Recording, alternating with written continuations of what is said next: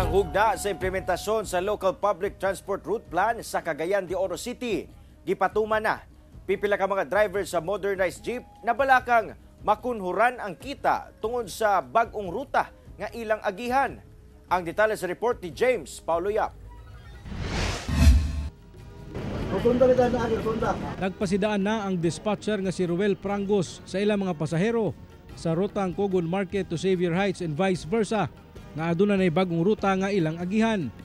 Kini subay na sab sa ginapatuman nga Phase 1 sa Local Public Transport Route Plan kon LPTRP sa Cagayan de Oro City. Tungod niini, ilang gikabalakan ang ilang mga pasahero nga basin dili makauyon sa ruta ug makuhaan ang ilang kita. Makaapekto sab kuno kini sa mga pasahero tungod magkinahanglan na silang mubaklay kung moadto sa Divisoria area.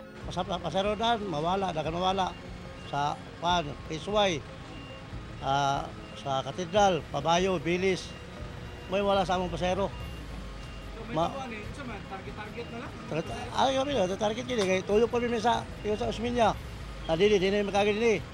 Balik ba sa Jermura. Pagod tundas, bida. Among timbal, mawala among timbal. Sumala sa Roads and Traffic Administration kon RTA, 16 ka mga ruta nga gikan sa 1st ug 2nd District ang ilang gipailawom sa pilot implementation sa LPTRP. Ginalantaw pa kuno nilang epekto sa LPTRP sa kinatibukang dagan sa transportasyon sa syudad. Suportado sab sa LTFRB ang lakang sa RTA nga ipa-implementar na ang LPTRP.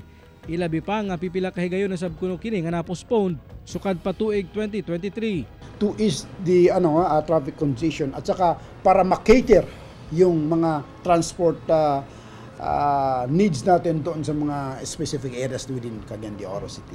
May nuna kay aron ko. Kira kay na sir. Rin kayo. Kauban si Makoy Sempron sa kamera. Ako si James Paulo Yap para sa One Mindanao.